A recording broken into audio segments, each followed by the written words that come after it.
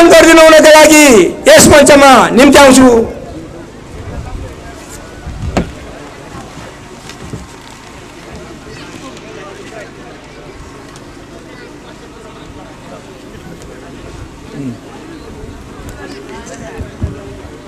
रामेछाप जिल्ला Nepal communist party UML सुनापत्ती गाविस गाउँपालिका स्तरीय कार्यकर्ता भेला कार्यक्रमका सर्दीय अध्यक्षज्यू, कार्यक्रमका विशिष्ट अतिथि प्रदेशका अर्थमन्त्री माननीय कैलाश ढुङ्गेलज्यू, पूर्व मन्त्री नेकपाका नेता कमल चौलगाईज्यू, केन्द्रीय समितिका सदस्य तथा युवा परिषदका उपाध्यक्ष माधव ढुङ्गेलज्यू, अन्य केन्द्रीय आयोजक समितिका कमरेडहरू, पार्टी प्रदेश जिल्ला विभिन्न जनवरीय संगठनका पदाधिकारी र सदस्य कमरेडहरू, यस कार्यक्रममा उपस्थित सम्पूर्ण कमरेडहरू र सहभागी मित्रहरूमा म नेकपा नेपाल कम्युनिस्ट पार्टी एमाले केन्द्रीय समितिको तर्फबाट यहाँहरूलाई हार्दिक न्यानो अभिवादन गर्न चाहन्छु। आदरणीय कमरेडहरू, यो जिल्ला मैले सुनिसकेँ यो कम्युनिस्ट आन्दोलनको ऐतिहासिक पृष्ठभूमि बोकेको, शहीदहरूले ठुलो पैमानामा बलिदान गरेर नेपालको कम्युनिस्ट आन्दोलनलाई उचाइमा पुर्याउनको लागि महत्त्वपूर्ण ऐतिहासिक भूमिका खेलेको जिल्ला र ज्यादै नै महत्त्वपूर्ण कमरेडहरू अथवा राजनीतिक नेतृत्वहरूले यो जिल्लामा ज्यादै नै दुःख कष्ट र पसिना बगाएको जिल्ला, पुष्पलाल श्रेष्ठ, गङ्गलाल श्रेष्ठ, कृष्ण लाल श्रेष्ठ नै हो क्या रे अधिकारी, सँगसँगै ऋषि देवकोटा, निर्मल लामा, पछिल्लो समयमा एउटा प्रशासकको रूपमा देशको लागि इज्जत राख्ने कुलमान घिसिङ, यस्ता नेतृत्वहरूमा एउटा प्रबुद्ध महानुभावहरूले योगदान गरेको र मेहनत गरेर यो जिल्लाको कम्युनिस्ट आन्दोलनलाई देशकै कम्युनिस्ट आन्दोलनमा एउटा ऐतिहासिक भूमिका खेलेको जिल्लाको रूपमा मैले महसुस गरेको छु र ज्यादै खुसी लागेको छ। यो जिल्लाको अन्य क्षेत्रमा त म गएको थिएँ, तर सुनापत्ती गाउँपालिकामा भने म आउन सकिरहेको थिइनँ र यहाँ आउँदा ज्यादै नै खुसी लाग्यो कि समयले नेटो काटिसकेको छ। बीचमा त पानी आउला जस्तो लागेको थियो, पछिबाट पछिल्लो चरणमा घाम लाग्दा यतै बस भने जस्तो देखिन्छ। फेरि काठमाडौँको मौसम बिग्रिँदा छिटो यहाँबाट भागिहाल जस्तो पनि महसुस हुन्छ। यसो अनुभूतिको दृष्टिकोणले यस्तो अवस्थामा हामी छौँ। भए पनि मभन्दा पहिला पूर्ववक्ता बोल्ने मित्रहरूले धेरै कुरा यहाँ राखिसक्नु भएको छ, म तिनै कुराहरू दोहोऱ्याउन चाहन्न। म मेरा विचारहरूलाई संक्षिप्तमा मात्रै यहाँहरूको समक्ष राख्न चाहन्छु। सर्वप्रथम त देशको राजनीतिक अवस्था, अहिलेको देशको समकालीन राजनीतिक अवस्था कसरी अगाडि बढिरहेको छ भन्ने विषयमा छोटो रूपमा म जानकारी गराउन चाहन्छु। देशको राजनीतिक अवस्था ज्यादै नै उतार चढावको बीचबाट अगाडि बढिरहेको छ। हेर्दा लाग्छ कि अब देशको राजनीतिक अवस्था र देशको कम्युनिस्ट आन्दोलन बाहिर सतहमा हेर्दा र बाहिरबाट मूल्याङ्कन गर्दा यो देशको कम्युनिस्ट आन्दोलन धराशायी हुने हो कि भन्ने पनि कतिपय मानिसहरूले मूल्याङ्कन गरेका छन्। वास्तविकता त्यस्तो छैन। नेपालको कम्युनिस्ट आन्दोलन अब नयाँ सिराबाट नयाँ विचार, नयाँ राजनीति, नयाँ योजना, नयाँ कार्यक्रम, नयाँ कार्यदिशाको आधारमा, त्यति मात्रै होइन, नयाँ नेतृत्वको आधारमा नयाँ मूलधार बन्ने दिशातिर अगाडि बढिरहेको छ। यो देशको कम्युनिस्ट आन्दोलनको मूलधार मात्रै होइन, राष्ट्रिय राजनीतिकै मूलधार बन्ने सम्भावनातिर अगाडि बढिरहेको छ। हेर्दा कम्युनिस्टहरू फुटे जस्तो देखिने, अब फुटेर टुक्रा टुक्रा हुन्छन् कि जस्तो देखिन्छ। रूपमा हेर्दा सारमा नयाँ ढङ्गले मैले भनिसकेँ, विचार, राजनीति, योजना, कार्यक्रम, कार्यदिशाको आधारमा राष्ट्रको विकास र समृद्धिको नेतृत्व गर्ने हिसाबले नयाँ मूलधारको रूपमा, राष्ट्रिय राजनीतिको, राष्ट्रिय कम्युनिस्ट आन्दोलनको मूलधारको रूपमा यो अगाडि बढ्दैछ, ध्रुवीकरण हुँदैछ। यो बुझ्न जरुरी छ। हामीले हिजो एउटा चरणमा 240 वर्षको राजाको निरङ्कुश व्यवस्थालाई ध्वस्त गर्नको लागि हामीले करिब 70 वर्ष जति हामी लड्यौँ। हामीले ज्यादै नै रगत बगायौँ, दुःख कष्ट गऱ्यौँ। हाम्रै जीवनकालमा हामीले 240 वर्षको राजाको निरङ्कुश व्यवस्थालाई हामीले फाल्यौँ, ध्वस्त गऱ्यौँ। त्यसकारणले यो पिढीका हामी नेताहरू, कार्यकर्ताहरू, पार्टीहरू, जनताहरू इतिहासका एउटा सम्मान गर्ने लायक ऐतिहासिक मान्छेको रूपमा हामीले बुझ्नु पर्दछ। यो अवसर अरूले पाएका थिएन नि, यो पिढीका नेताहरूले, यो पिढीका पार्टीहरूले, जनताहरूले पाए। यसलाई हामीले गर्व गर्नुपर्दछ। सँगसँगै मात्र पुरानो व्यवस्था मात्रै हामीले फालेनौँ, हामीले सङ्घीय गणतन्त्र ल्यायौँ, व्यवस्थामा परिवर्तन ल्यायौँ, राजनीतिक एजेन्डामा परिवर्तन ल्यायौँ। त्यति मात्रै होइन, पुरानो संविधानलाई फालेर नयाँ संविधान पनि निर्माण गर्यौँ। त्यति मात्रै होइन, अब राजनीतिक क्रान्तिको एक असम्म अन्त्य गरेर विकास र समृद्धिको महान एजेन्डा बोकेर अगाडि बढिरहेका छौँ। त्यो पृष्ठभूमिमा हामी आज छौँ। त्यसको लागि देशका कम्युनिस्ट पार्टीहरू, छरेरका कम्युनिस्ट पार्टीहरू हामीले एक ढिक्का हुनुपर्छ भनेर अभियान पनि चलायौँ। अभियान चलाउने सन्दर्भमा विगत करिब 2.5 वर्षभन्दा अगाडि, करिब 3 वर्षभन्दा, 3.25 वर्षभन्दा अगाडि हामीले कम्युनिस्टहरूको ध्रुवीकरण गर्ने उद्देश्यका साथ हामीले नेकपा एमाले र नेकपा माओवादी केन्द्रलाई हामीले पार्टी एकताको उद्देश्य राखेर हामीले सङ्घ र प्रदेशमा हामीले चुनावी तालमेल पनि गर्यौँ। हामीले झन्डै 2/3 बहुमतको हामीले जनादेश प्राप्त गर्यौँ र हामीले सरकार पनि निर्माण गर्यौँ। नेपाली जनतालाई लागेको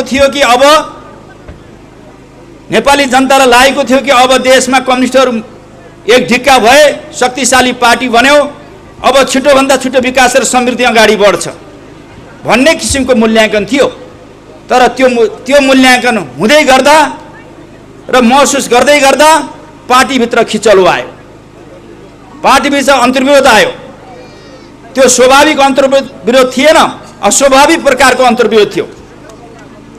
त्यो वैचारिक राजनीति, योजना, कार्यक्रम, विधि, प्रक्रिया, मापदण्ड, विचार र विधिमा त्यो केन्द्रित थिएन, त्यो पद प्रतिष्ठामा बढी केन्द्रित थियो। र कसैलाई राष्ट्रपति चाहिने, कसैलाई प्रधानमन्त्री चाहिने, कसैलाई पार्टी अध्यक्ष चाहिने, त्यो लोभ लालसाबाट चाहिँ प्रमुख नेताहरू बढी प्रभावित हुनुभयो। उहाँहरूलाई राष्ट्र, जनता, विकास, समृद्धि, विचार, राजनीतिसँग चासो भएन, त्यसको खिचलो भयो। हामीले अब त्यो खिचलोले पार्टीलाई विभाजनतिर लैजान्छ भनेर पार्टी एकताको हामीले अभियान चलायौँ। हामीले त्यसमा के हदसम्म सफल पनि भयौँ। अन्ततः साथीहरूले यो जुन सर्वसम्मत,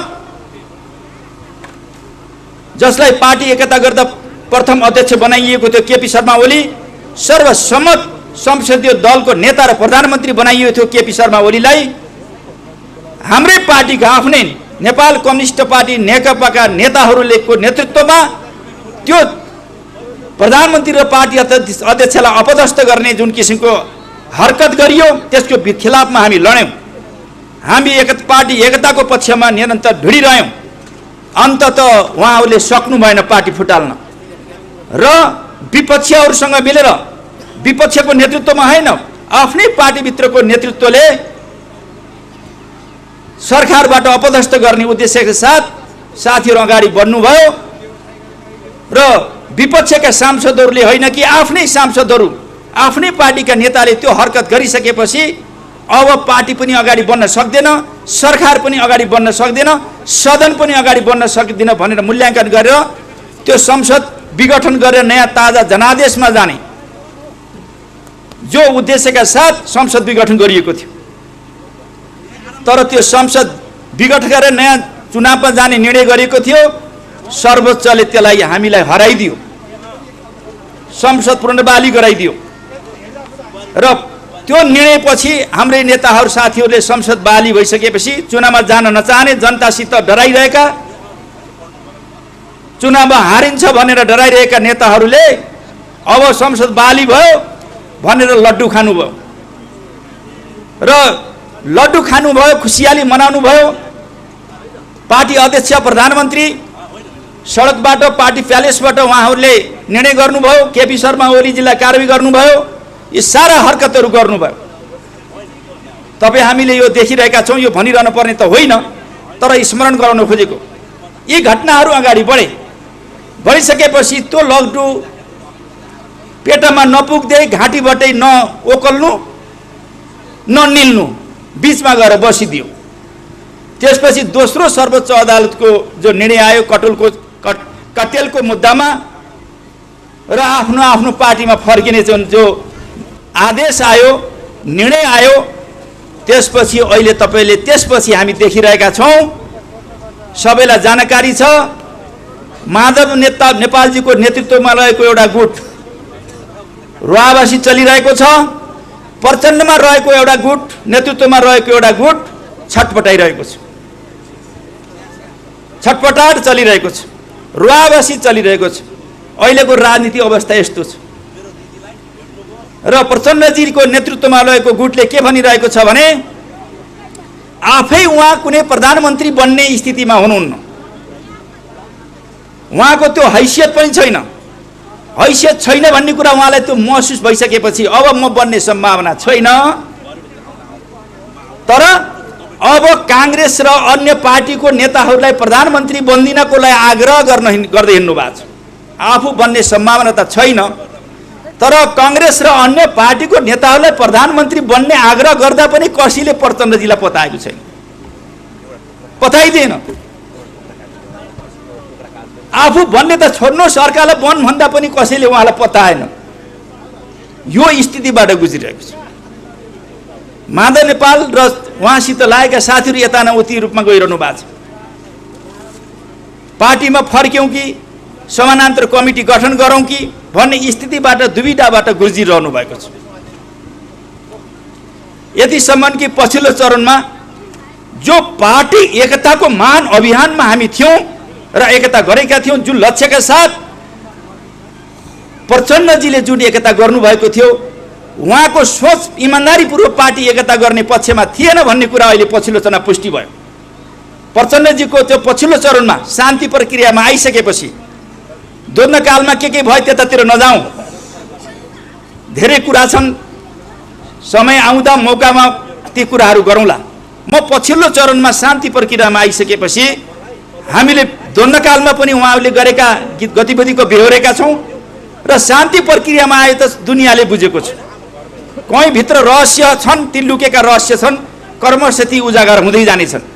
मैले एउटा मात्रै कुरा गर्न खोजेको कि शान्ति प्रक्रियामा आइसकेपछि कमरेड प्रचण्डजीले के काम गर्नुभयो भन्दा उहाँले पार्टी फुटाउने र सरकार ढाल्ने भए खासै उहाँले काम गर्नु भएन। त्यसको असर के भयो? शान्ति प्रक्रियामा आउँदा पहिलो पार्टी ठुलै पार्टी भयो, अनि दोस्रो 70 सालको चुनावमा आउँदा तेस्रो पार्टी, अहिले पछिल्लो चरणमा नेकपा एमालेसित माओवादी नमिलेको भए सायद लास्ट पार्टी हुन्थ्यो कि त्यो ओह्रालो लागिरहेको थियो। के कारणले भन्दाखेरि उहाँले चाहिँ पार्टी सञ्चालन गर्ने प्रक्रियामा उहाँले कुनै आन्तरिक जनवादको कुरा यहाँ उठिसकेको थियो। एकजना साथीले उठाउनु भएको थियो, ढुङ्गेलजीले उठाउनु भएको थियो, आन्तरिक जनवादको प्रयोग गर्नु। उहाँ अहिले करिब 31-32 वर्षसम्म आफै टिको लाएर आफै चाहिँ पार्टी अध्यक्ष भइरहनु भएको छ। पार्टीभित्र आन्तरिक जनवाद प्रतिस्पर्धा छैन। खोल्तीबाट लिस्ट निकाल्ने, त्यसपछि दिने। इतिहास बोकेका, योग्यता बोकेका, लगानी गरेका, बलिदान गरेका, क्षमता भएका, जनतामा जनादर भएका जति पनि नेताहरू छन् ती पाखा बोलाए। कोही निस्किएर भएर बसेका छन्, कोही फुटेर गए। चाहे त्यो मोहन वैद्य उहाँको गुरु भन्नुहोस्, उहाँले छोडिदिनु भयो, सीपी गजुरेलले छोडिदिनु भयो, बाबुराम भट्टराईले छोडिदिनु भयो, विप्लवले छोडिदिनु भयो, गोपाल किराँतीले छोडिदिनु भयो, कयौं हजारौं हजार जनमुक्ति सेना जो नेता कार्यकर्ता शुभचिन्तक समर्थन तिनीहरूले छोडिदिनु भयो। अवसरवादीहरूको सानो परिवारको घेराभित्र उहाँ केन्द्रित हुनुभयो। उहाँले सबैलाई समेटेर जाने कुनै प्रकारको विचार, राजनीति, योजना, कार्यक्रम, विधि, प्रक्रिया, मापदण्ड उहाँले अपनाउनु भएन। उहाँले पार्टीलाई खोल्तीको पैसा बनाउनु भयो। हामीले त्यसको विरोध गर्यौं। हामीले त्यसलाई करेक्सन गर्नको लागि हामीले धेरै मेहनत गर्यौं। उहाँले मान्नु भएन, उहाँले त्यसो गर्न सक्नु भएन। त्यसपछि हामी मौकाको पर्खाइमा थियौं। यो पार्टी एकता गरिसकेपछि त्यसपछि ठुलो पौडी खेल्नु त सानो पोखरीमा, सानो कुण्टामा, कुबामा के पौडी खेल्ने? जहाँ डुबिन्न, जहाँ पौडी खेल्ने जाने ठाउँै हुँदैन। पौडी खेल्नु त जाने के छ, ठुलो नदीमा, समुद्रमै पौडी खेल्ने।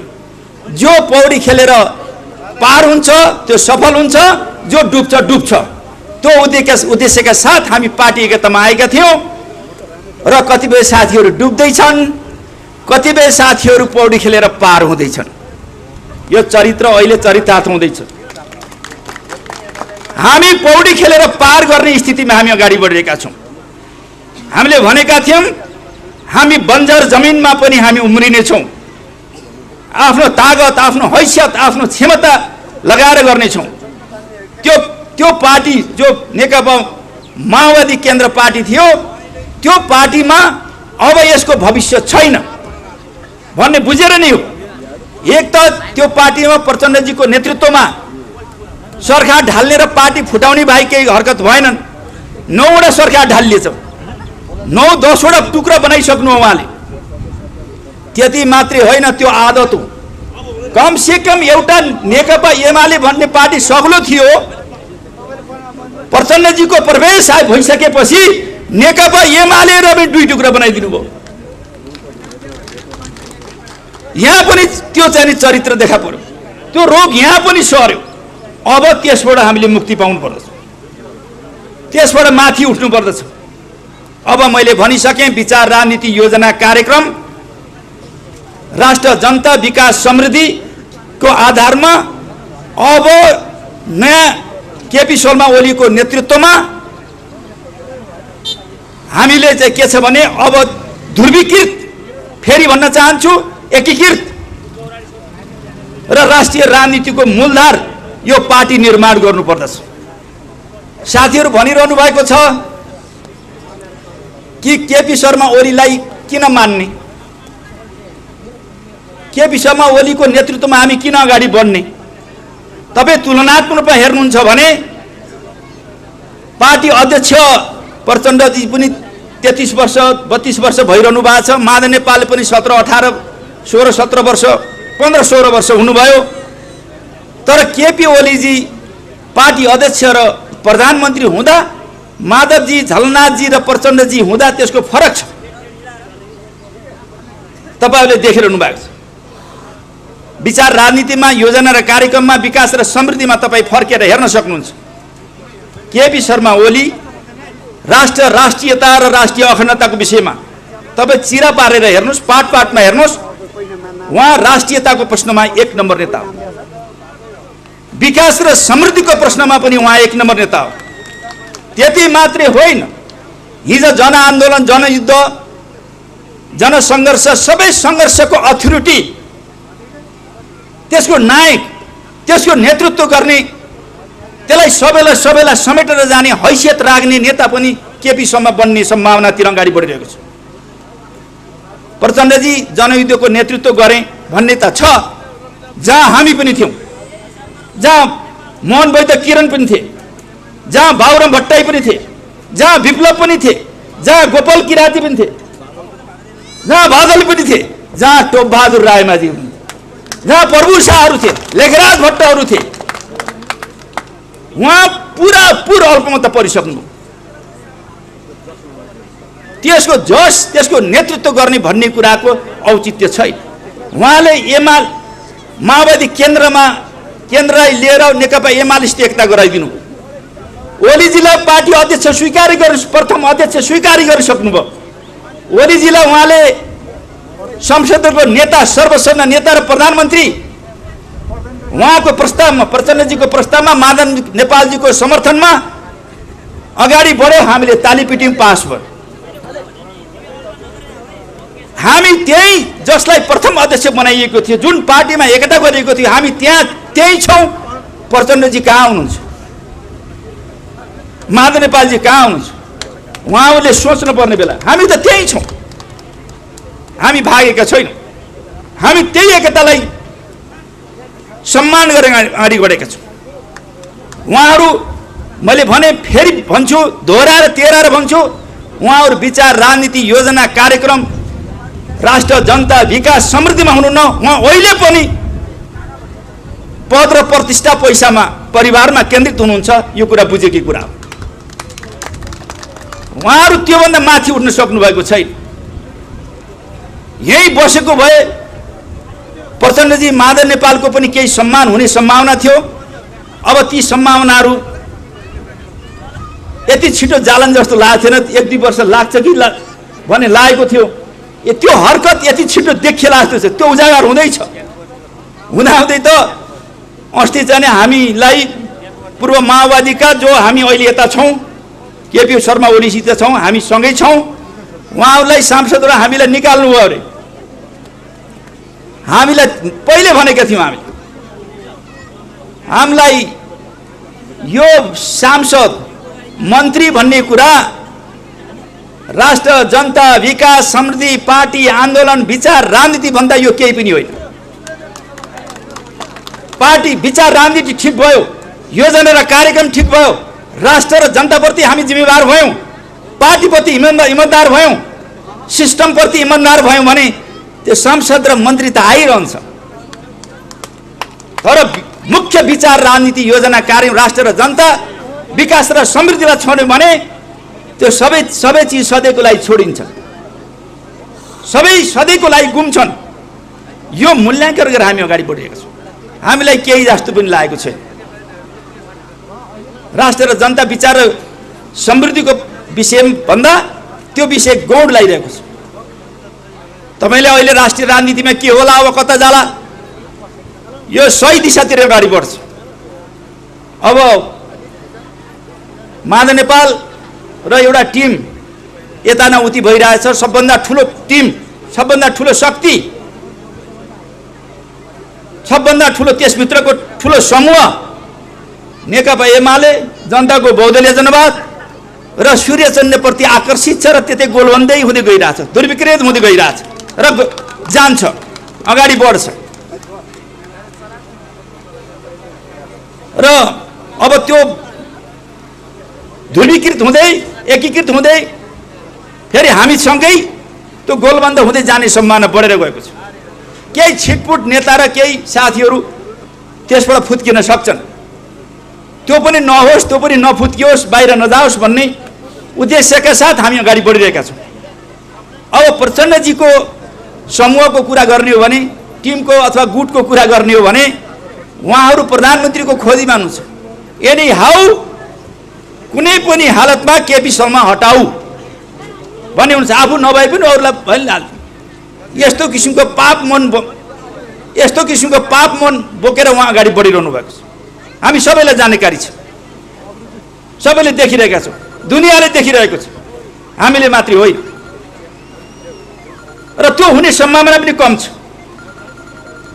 अब केपीजीलाई ढालेर प्रचण्डजीले समर्थन गरेर कोही प्रधानमन्त्री बनाएर अगाडि बढ्ने सम्भावना पनि त्यो पनि न्यून हुँदै गएको छ। अब 99% सम्भावना छैन, 1% भइहाल्यो पनि केही फरक पर्दैन। त्यो लोही पार्टीहरूको त्यो घैँटा कहिले चाहिँ भरिनेवाला छैन। कतिवटा पार्टी मिलाउनु पर्छ, कति नेता मिलाउनु पर्छ, कति गुट मिलाउनु पर्छ, कति महत्त्वकांक्षी नेताहरूलाई मिलाउनु पर्ने हुन्छ। त्यो बन्दैन, बनिहाल्यो भने चल्दैन। सम्भावना छैन, अहिलेसम्म देखिन्न। दोस्रो सम्भावना भनेको अब केपी शर्मा ओलीकै नेतृत्वमा अरू पार्टीले समर्थन गरेर कुनै न कुनै पार्टीले फुटेर होस् या सग्लोस् समर्थन गरेर सरकार बन्ने र बाँकी कार्यकाल पनि पुरा गर्ने, त्यो पनि एउटा सम्भावना हो। त्यो पनि धेरै कम सम्भावना छ।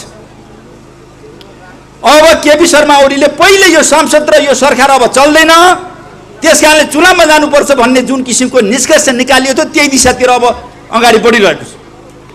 अब निर्वाचन बाहेक अरू केही देखिँदैन। सम्भावना निर्वाचन जान्छ, यो तरिकाले हुँदैन। अब जनताले बुझिसके केपी शर्मा ओलीले लिएको स्टेप सबभन्दा राम्रो र सही रहेछ भन्ने कुरामा जनताले बुझिसक्यो जस्तो देखिन्छ। त्यसकारणले मैले तपाईँहरूलाई के जानकारी गराउँछु भने अब हिजो अलिकता ज्यादै नै दूरदृष्टि राखेर गरिएको थियो।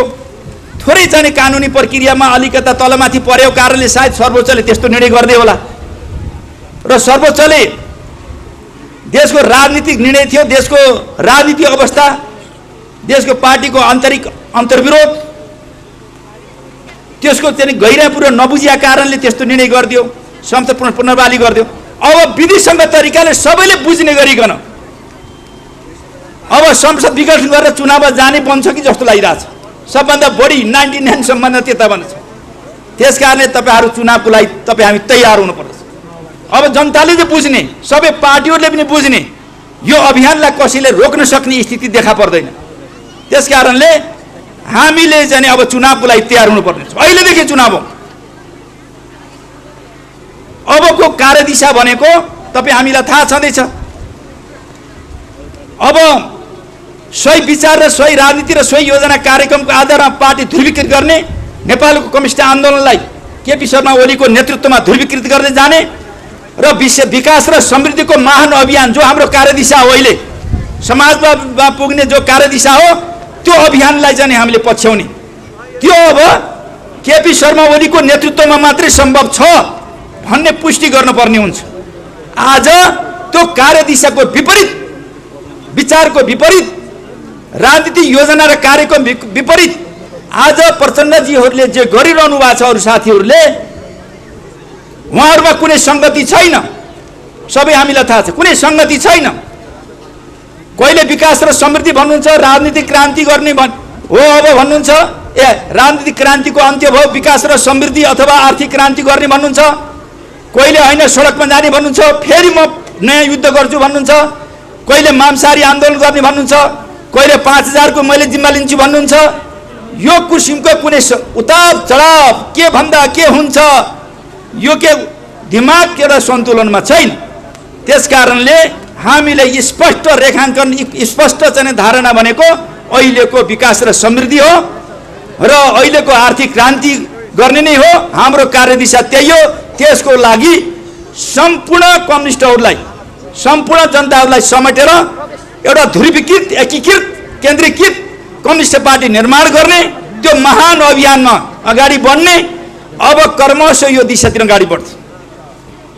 पहिला छोड्नुहोस् न, माधवजी र प्रचण्डजी मिल्दा पनि केपी शर्मा ओलीको नेतृत्वमा एक्लै तपाईँ हामी मिलेर देशव्यापी रूपमा केपीमय बनायौँ। आज त माधव र प्रचण्ड पनि सँगै हुनुहुन्न, माधवजीका साथीहरू पनि यतै आउने प्रक्रियामा हुनुहुन्छ, अनि प्रचण्डजीले नेतृत्व गरेका साथीहरू पनि यति आइरहनु भइरहेको छ। मैले अगाडि भनिरहेको थिएँ कि जो प्रचण्डले जनयुद्ध गरे भनेर भन्नुहुन्छ र त्यति बेलाका जनमुक्ति सेना शहीदहरू, शहीद परिवारहरू, बेपत्ता परिवारहरू, घाइतेहरूको उहाँको दुई पटक प्रधानमन्त्री हुँदा केही गर्न सक्नु भएन। केपीजीको नेतृत्वमा ती चाहिँ जनयुद्ध, जनआन्दोलन र मधेस आन्दोलनका घाइतेहरूलाई उपचार गर्ने भनेर उहाँले चाहिँ क्याबिनेटमा निर्णय गर्नु, निःशुल्क उपचार गर्ने भन्ने उहाँले निर्णय गराउनु भयो। जो चाहिँ शहीद परिवार छन्, बेपत्ता परिवार छन्, जो घाइतेहरू छन्, तिनलाई चाहिँ परिचय पत्र दिने, तिनलाई सम्मान पत्र दिने भनेर भनिरहनु भएको छ। एक घर ती शहीद परिवार बेपत्ता परिवारका घरलाई एक घर एक रोजगार भन्ने नारा लिएर आउनुहोस्। उहाँको नेतृत्वमा क्याबिनेटहरू पास भइरहेको छ, त्यो भोलि व्यवहारमा लाउनुहोस्। यो प्रचण्डले गर्नु पर्दैन, यो केपी शर्मा ओलीले नै गर्नुपर्ने। त्यस कारणले जनयुद्ध, जनआन्दोलन, मधेस आन्दोलन र सबै प्रकारका आन्दोलनहरूको उहाँले जिम्मेवारी लिनुभएको छ राजनेताको रूपमा। सँगसँगै विकास र समृद्धिको सँगसँगै पार्टीलाई विचार र राजनीतिको आधारमा ध्रुवीकृत र एकीकृत गर्ने जुन लक्ष्य राख्नु भएको छ, यो महान अभियान छ। अब सबै देशका कम्युनिस्टहरूलाई हाम्रो यो विचार राजनीति योजना कार्यक्रम आधारमा ध्रुवीकृत गर्दैन, पार्टीका आगामी आउने कार्यक्रमलाई एकताबद्ध भएर, सक्रिय भएर, उत्साहित भएर, इच्छा शक्तिका साथ तपाईँ हामी अगाडि बढौँ। यो कार्यक्रममा यही शुभकामना दिँदै आज धेरै अबेरा भइसक्यो, अब पानी पनि आउन लागिसक्यो, अब समय पनि गइसकेको छ। त्यसैले यही शुभकामना दिँदै मेरा भनाइहरू अन्त्य गर्दछु। हस्त, धन्यवाद, अभिवादन।